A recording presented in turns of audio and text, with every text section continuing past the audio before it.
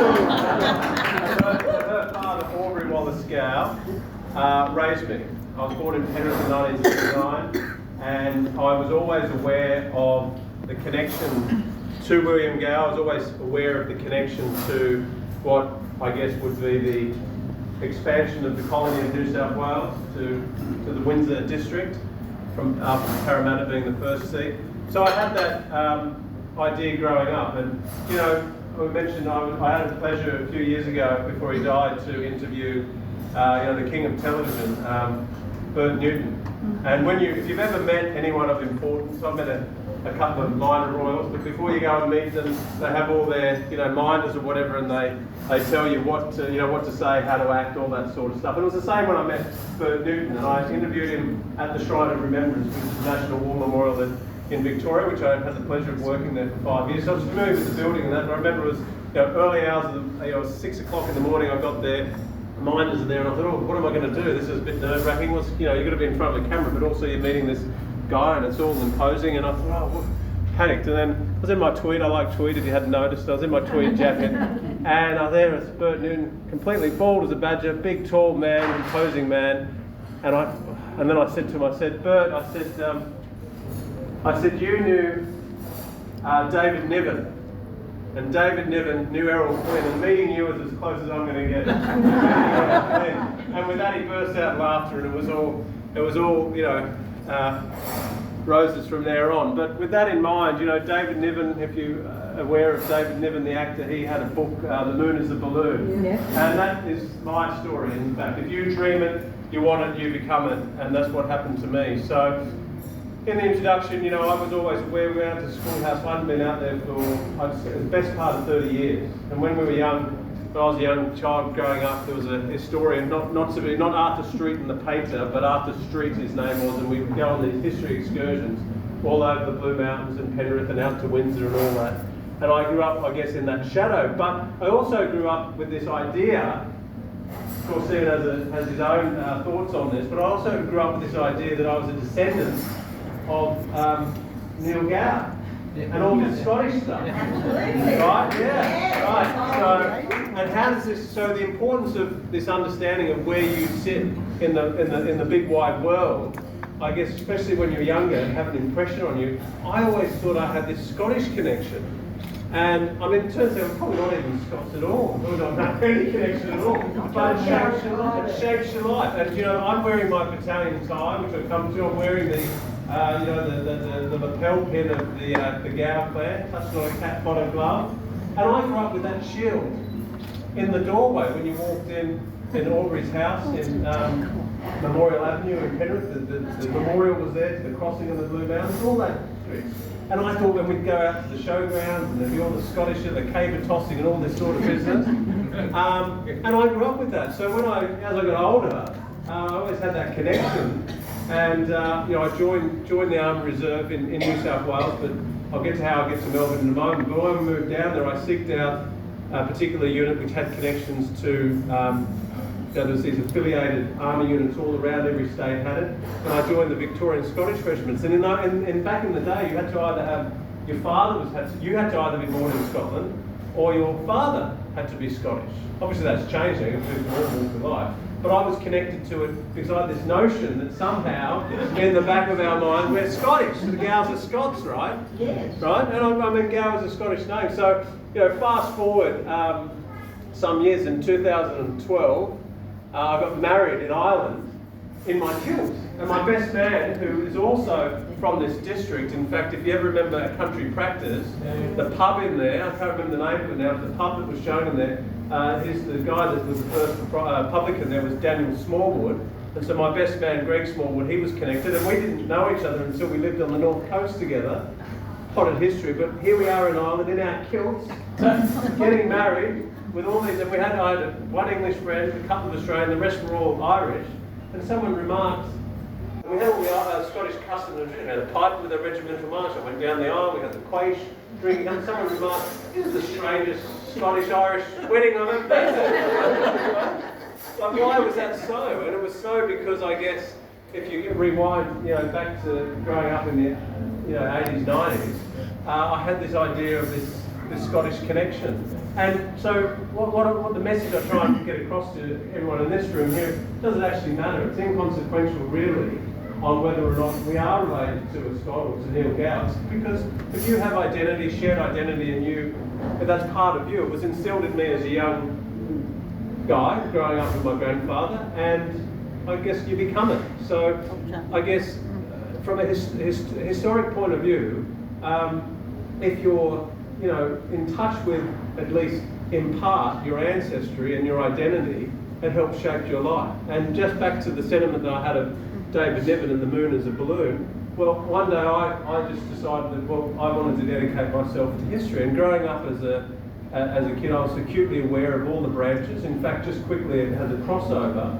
My surname is Howell, but I remember being at school in 1988, which was the bicentennial year. Everyone got a coin and whatnot, and I remember losing my grandmother, Shirley Gow, married Aubrey Gow, lost her in the city, and we came home on the train to Blackstone, and on the TV, there's my nan meeting Princess Diana. And we didn't know, no mobile phones in those days, but this idea that you have this connection, and so for me, I had, in 1988, it was kind of a thing where everyone, before that, I guess it was, and I guess older people in this room was almost, you wouldn't admit that you had a convict ancestor. And subsequently, I've learned that, I have even earlier convict ancestors than we do with William Gow. In fact, a lady, Jane Ison, 1792 on the Pitt, which some historians call the Fourth Fleet, although there's not actually a Fourth Fleet, it was all different ships movements going. And it was the second ship, I believe, that had females, mainly females on it. And anyway, long story short, her grandson marries a chap that comes as a free settler named Thomas Howell. We're going there tomorrow up to St Matthew's here in Windsor, and then they go out to Ugowra and settle Ugowra. So I guess it's sliding doors. It all centres back in this district that we have here. And I've had, without blowing my own trumpet, I've had a wonderful, journey with history. And it started in Penrith, Memorial Avenue, growing up with Aubrey Gow. A veteran of the Second World War, was builders in the district. I remember his house very well in Union Road in Penrith, not far, I guess, from the Penrith Panthers Leagues Club, just on the other side. And all the stories. I grew up. He told me the stories about the copper, cooking the ham in the copper, and the garlic. And I actually met, if we looked at the family tree on my side with Roland, so coming down from the son of Thomas. One of the names on there is Vera, and Vera I called her Auntie Vera, but she was actually Aubrey, my grandfather's true aunt, so she was twice removed from me, and she lived in a retirement village at Eden Glassy in Eden Plains, and I'd go there because I remember Gaiety biscuits. That's what I remember most about it. But I remember that connection and meeting her. But you think about it in a timeline, that's getting pretty close. For someone who's born in 1979. That is pretty close to, back to why we all are here today. So again, with that, I guess, pedigree of wanting to know your history, it put me on this journey. And my grandfather, sadly, because he was a father to me, nothing happened to my parents. They were just divorced when I was very young. And I still had my mother, but she's the only child. She had her parents, and I was always at the house in Penrith, and I was, I was raised by him. And we had. I grew up with these stories. My grandfather was a wonderful storyteller, told me all about the Nepean River and told me about all the bits and pieces in Penrith and the extended districts, and then going on those history trips with Arthur Street and all that, made it. And then he died. He came up, we were living in Blackstone, he came up to mow the lawn for my mum, and he had a heart attack and died on the lounge room floor when I was in 96, when I was just about turned 17, January 96. So that happened. I was in the wilderness for a while.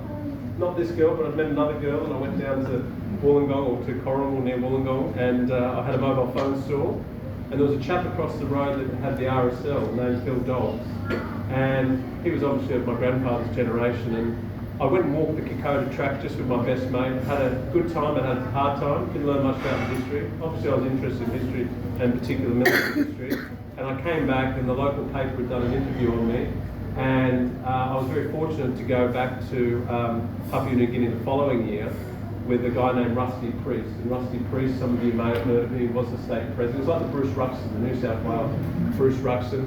And I got there and I was at the Kokoda Plateau, where I was just recently with the PM, and I ran into the guy who had, because we went with veterans, we didn't trek it obviously, we flew up there, and the guy that had taken me the year before was at the village, and I said, I don't want to do mobile phones anymore, I'd like to do Kokoda treks, and I can't do it without you. I do the history, but you can take us across.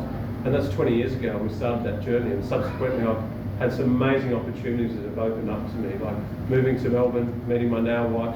Kokoda was sponsored by Sydney Uni, she was out from Ireland, and that starts another chapter, and I'll get to that in closing. But I had this wonderful journey. You know, I've done 74 crossings over the Kokoda Track. We've employed people there for 20 years now. In fact, I was just saying at my table, Ben, who works for me with the two brothers, but Ben was stuck in Melbourne over COVID, lived with us for 4 months. An amazing experience for the family. We had a newborn at the time. But yeah, a wonderful thing that these doors open, and where does it all stem from? My service, you know, with the big Scotties and all this sort of business, it all stemmed from, I guess, growing up in the shadow of being a Gow, even though I don't have the name. But I am a Gow because I didn't really know the house so well. I don't know them at all. But I do know, I knew I was, you know, unfortunately my grandfather's father had passed away before I met him, but I certainly met his mother, obviously married into it, but I had all that sense of history, and that's what put me on this path, and obviously here today. So I guess my message in my talk tonight is that, you know, we're all here because we have this common connection, but I think especially for each of us as individuals, but for especially the younger generation, it's very important, especially in the changing world, that we have, you know, I guess at least some knowledge, or I guess some place of where we sit in the world. And I've been with my wife to the county next to hers, which is Wicklow, next to Dublin in Ireland. Been to Wicklow Jail, and I'm sure soon you've travelled and you've seen it. If you saw the conditions and the places that our ancestors came from to come to Australia, I certainly don't deny obviously the Indigenous history that we have here, but the history of transportation, settlement and all that is something that I don't think, or we don't now anyway, but we shouldn't shy away from it, we should embrace it, and gives us an understanding of where we sit in the greater world and where you are as an individual. And they're out there, all the kids are playing out there, but the greatest thing that I had to do to honour my grandfather, Aubrey Gow, and funny enough his name was Aubrey Wallace Gow, so again Wallace, there has to be some Scottishness in there. I don't know. I couldn't tell, but I managed to name, when we had a boy, managed to name him Aubrey, and in that way I not only honour my grandfather, but I honour the history of the Gows and why we're all here today. So I'll stop rattling on, but thank you, and thanks again to the organisers. I really appreciate being here. I wouldn't have missed it for the world, and to be at the church today, and they played Amazing Grace at my grandfather's funeral, and that really brought it home, and it's almost like we've come full circle. So thanks everyone.